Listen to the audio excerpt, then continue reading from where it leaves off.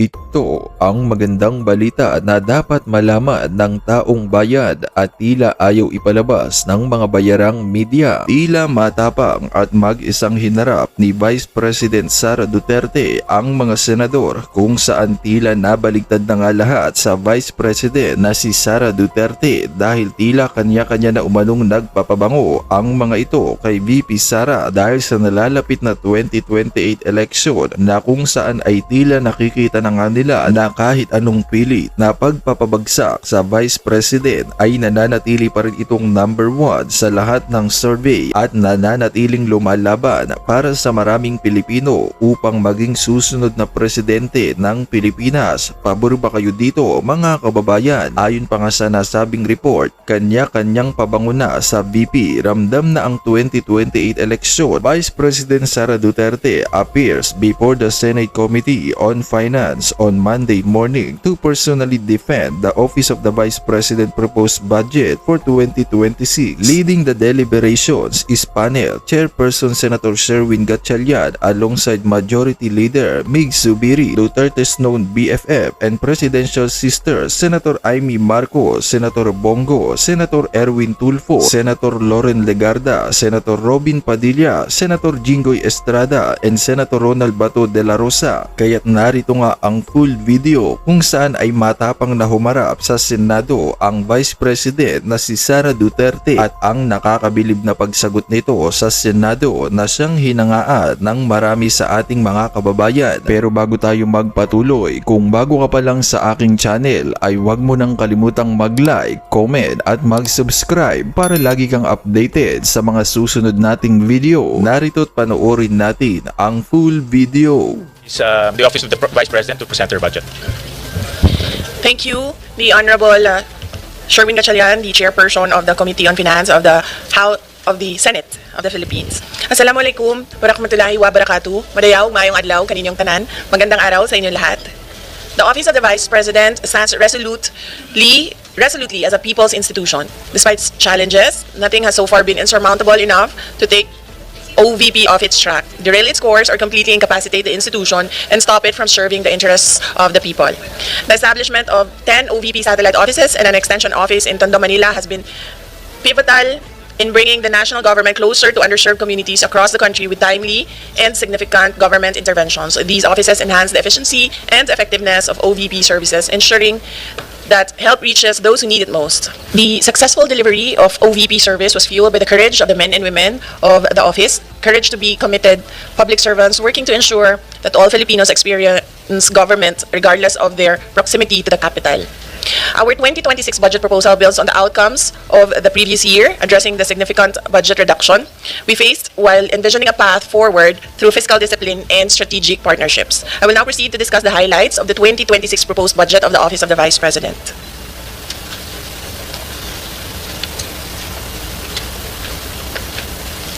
Good morning, everyone. Presenting the highlights and salient features of the OVP budget under fiscal year 2026 National Expenditure Program, or the NEP.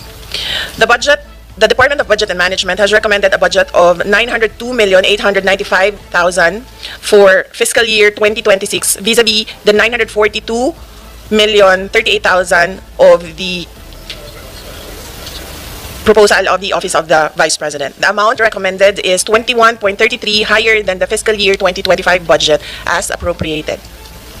The proposed budget will cover personal services, or PS, maintenance and operating expenses, or MOOE, and capital outlay. For the PS, the recommended budget for fiscal year 2026 is 212,538,000, which is 23.54% of the total budget. The amount is higher by 12.14% than the fiscal year 2025 PS level. Personal services cover salaries, benefits, and allowances of 162 filled positions. It also includes the special duty allowance for military and uniformed personnel and salary for non-permanent positions. The total proposed PS budget, including retirements and life insurance premiums, or RLIP, is 212,538,000.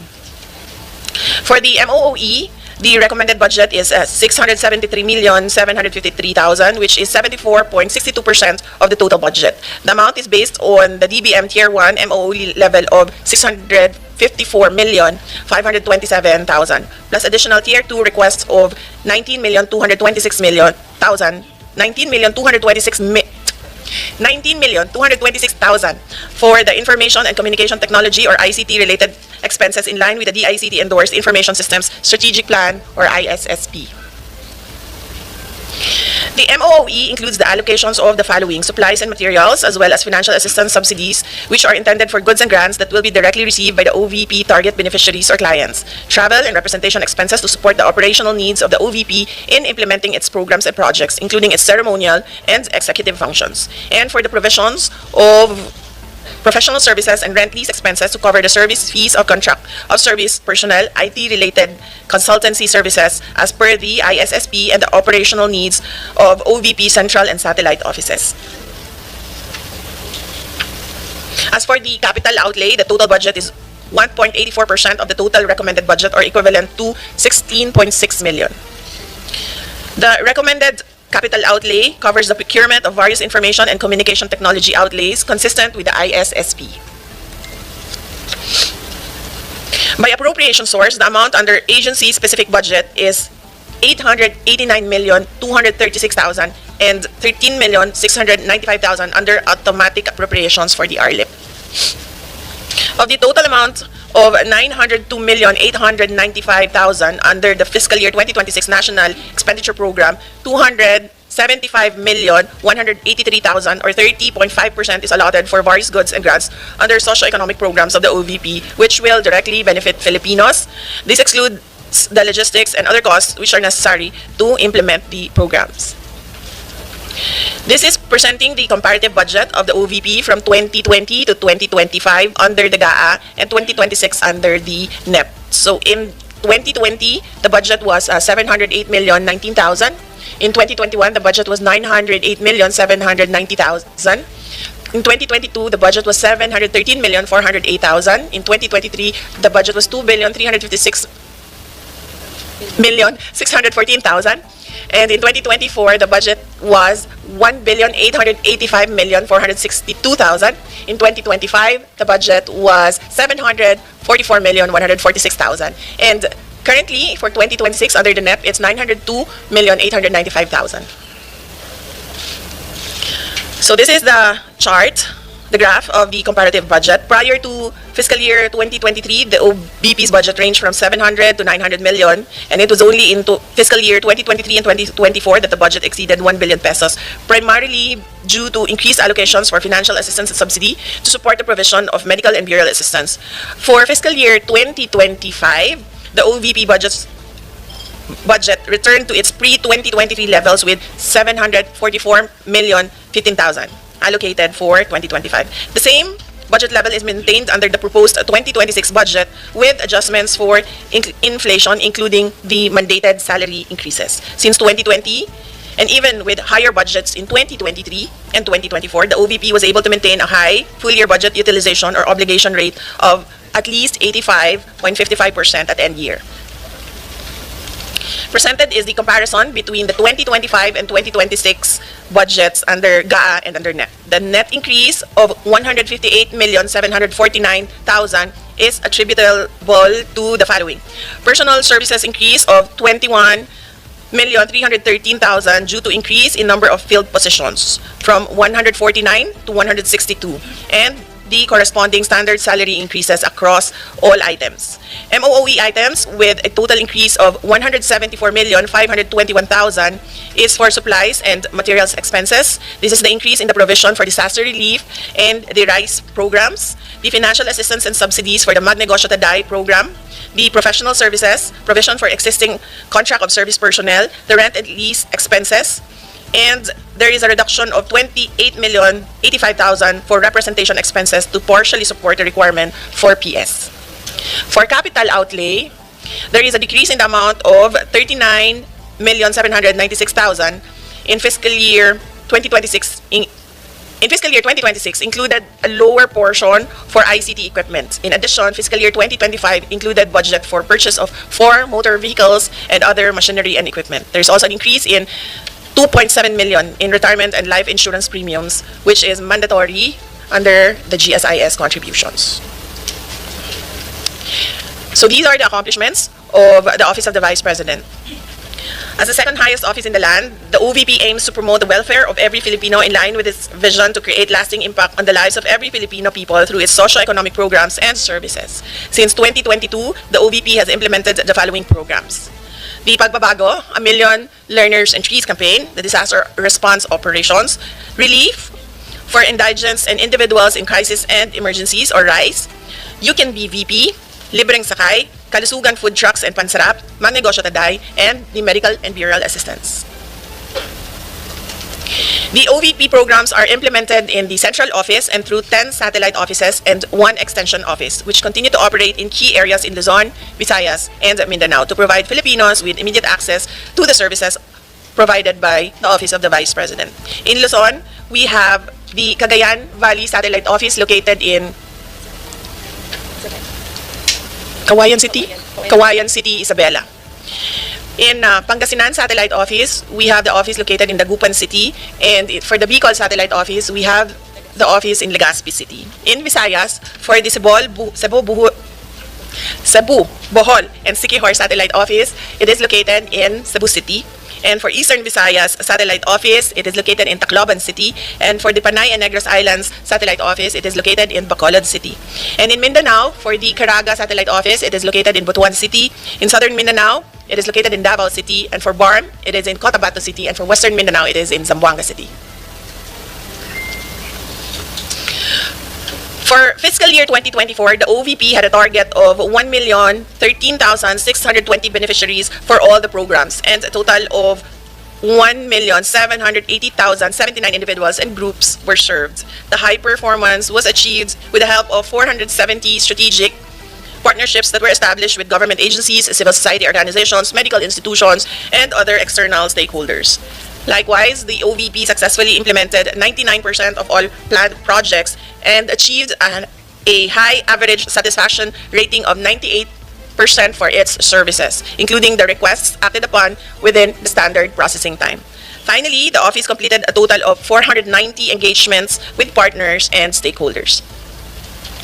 As to the financial targets in 2024, the OVP obligation rate was above the 85% mark. The OVP had 85.55% budget utilization rate with 1.783 billion amounts obligated, and with a disbursement rate of 86.03% or 1.53 billion disbursed.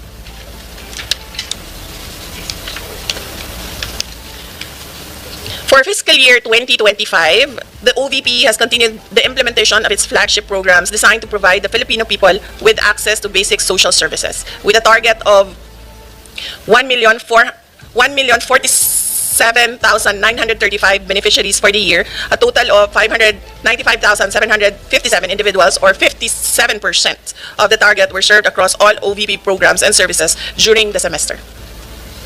The OVP has also established 242 partnerships to support the development and implementation of its various initiatives. Notably, the OVP successfully implemented 100% of planned projects encompassing activities such as social preparation, technical assistance, and program implementation. Furthermore, the OVP achieved an average satisfaction rating of 97% for its services, exceeding the target of 90%. In addition, the office completed a total of 770 engagements with partners and stakeholders, further strengthening collaboration and support for its programs. As of June 30, 2025, the OVP has 756.33 million total release allotments and a continuing appropriation equivalent to 147.1 million, totaling the available allotment for the year to 903.43 million. For the first semester, the OVP has already obligated 34.3% of the available allotment received, equivalent to 309.69 million, and with a disbursement rate of 66.8% or 206.83 million. Although the current rate of 34.3% falls short of the mid-year targets, the OVP's mid-year utilization rate remains consistent with previous years, which are below 50%, since some of the OVP programs are implemented only in the second semester of the year, such as the Pagbabago program, wherein bag distributions are made after the opening of the school year, and activities for disaster response, which are usually during the typhoon season starting July, and some procurements are ongoing. With these, the OVP remains on track in maintaining an obligation rate above 85% by year-end, as has been achieved in prior years. The OVP holds a distinct position in our bureaucracy. As the second highest office in the land, the OVP carries out functions that complement the work of other government agencies while advancing the well-being of the Filipino people. The proposed 902.895 million for fiscal year 2026 budget for the OVP will help us continue with our mission to deliver efficient, accessible, and responsive public service for the good of all Filipinos. Thank you, Mr. Chair. Thank you, Madam Vice President. Before we continue, let me acknowledge the presence of Senator Padilla, Senator De La Rosa, and Senator Estrada. And before I open the floor for manifestations and questions, let me express my support to the OVP budget. Looking at the data to include automatic appropriations, the increase of the OVP budget is only by 1.3%. I'll flash the slide. No? So if you count in the increases in inflation, increase in salary, the total increase of the OVP budget is only 1.3%. Kaya ang tawag ko nga dito, bare basic budget for the Office of the Vice President. And let me also commend and express my support to some of the programs of the OVP. One of the programs na alam ko mahalaga sa mga kababayan natin, yung Pagbabago Campaign Project, in which nagbibigay ang OVP ng mga school supplies. Simpleng bagay ito, pero sa mga constituents natin, ang school supplies, napakalaking bagay na rin. So to date, meron nang nagbigay na 403,000 ng mga school supplies. Another project that I also support is the Pansarap project, or the feeding program for severely wasted students. Alam natin, almost 20% of our students are malnourished. So to date, there are about 16,000 students that were fed by the Pansarap project. Another project that I find notable is the Kalusugan food truck, in which the OVP is also helping evacuees, yung mga tinamaan ng mga kababayan natin ng salanta, o nasalantang mga kababayan natin. To date, they have already given 6,500 evacuees with feeding program and support. And another program that I find notable, yung RICE program, the Relief for Individuals in Crisis and Emergencies, nagbibigay ng bigas sa mga mahirap nating kababayan. Marami sa ating it's simpleng programa pero napakahalaga dahil marami sa ating mga kababayan, lalo na yung mga nasa malalayong lugar, pumapasok ng eskwelahan ng gutom at hindi sila natututo. To date, 197,000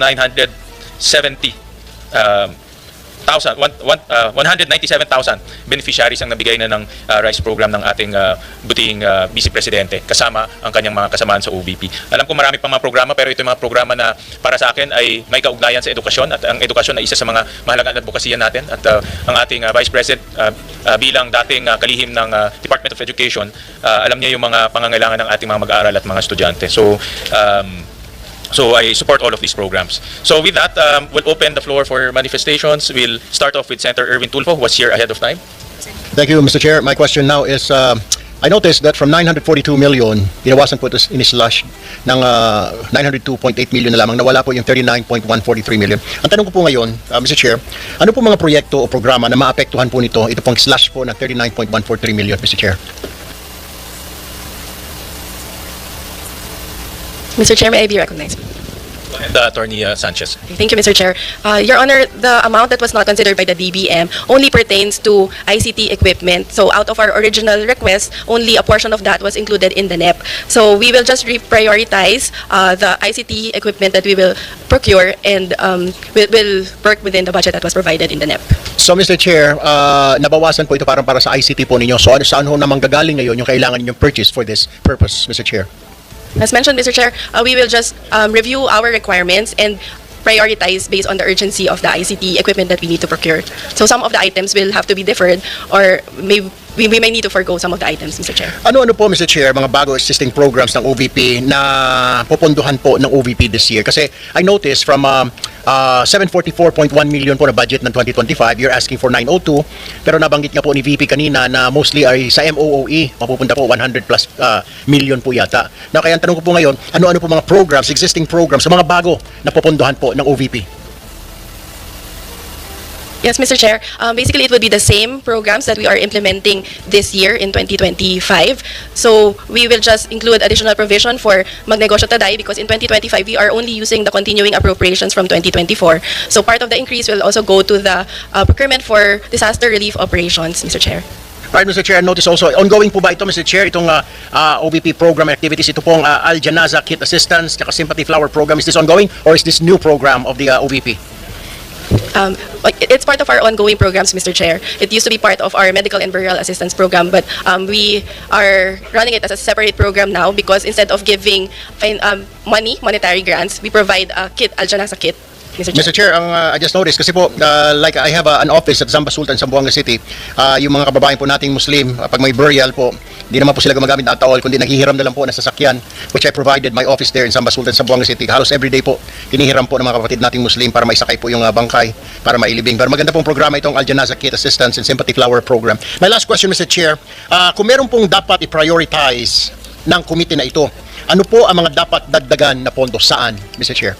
Ms. Sanchez, before you respond, let me recognize the presence of our Majority Leader, Senator Zubir. Yes, Mr. Chair, that would be the disaster relief operations, since that is the second highest requested but assistance from the Office of the Vice President after the medical and burial assistance. That's all from me, Mr. Chair. Thank you po.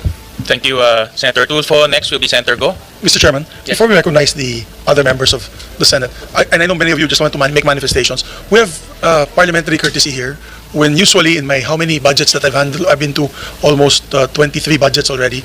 Pag bisita po ng Office of the Vice President and President, we give them parliamentary courtesy and usually their budgets, and in this case, the budget of the Vice President is already a lean and mean budget. Hindi wala na pong dagdag, kawawa nga, di ba po, Mr. President? So maybe we can afford them the courtesy that we can approve the budget. Of course, after the manifestations on the part of the leadership of the Senate, we'd like to extend that courtesy to the Office of the Vice President. Yes, Uh, Mr. Chair, also on Mr. the part Chair. of the minority, we also would like to be associated with the motion of the majority leader.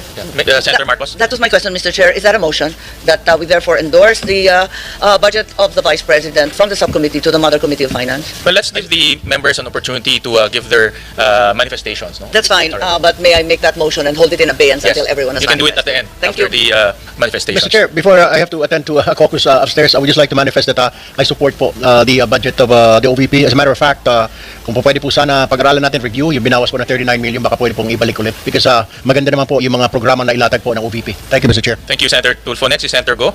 Salamat, Mr. Chair. I also hope we could accord a parliamentary courtesy to the Vice President and approve her office budget swiftly. Mr. Chair, distinguished colleagues, and to Vice President Sara Duterte, good day. Mr. Chair, I just want to express my strong support for the proposed budget of the Office of the Vice President for 2026.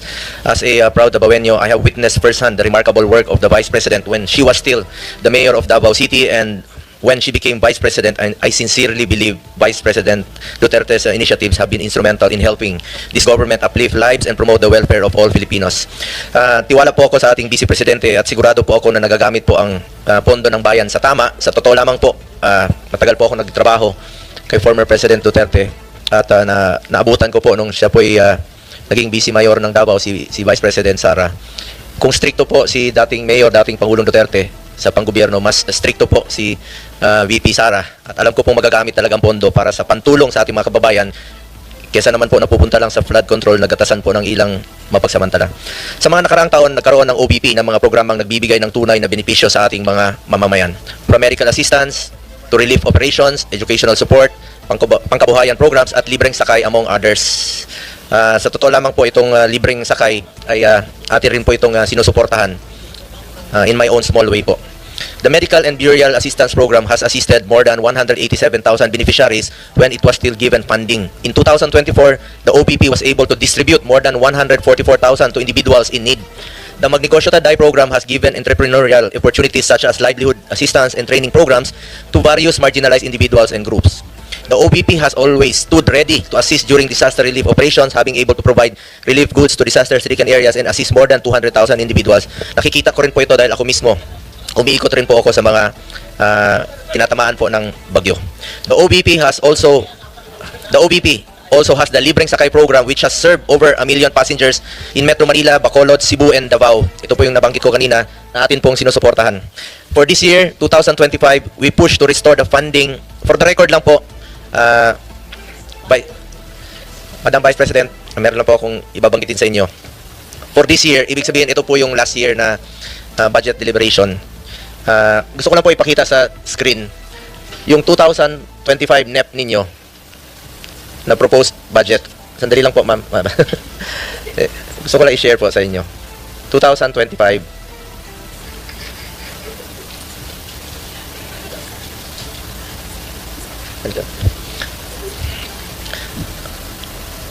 Hindi, yung 2000 NEP.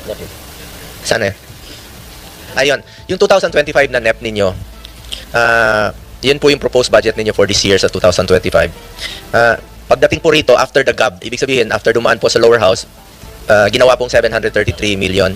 So, ibig po sabihin na nabawasan po pagdating dito sa Senado. Ito po yung sa 2025. We push to restore the funding for socio-economic programs of the OVP, which was cut by the lower house.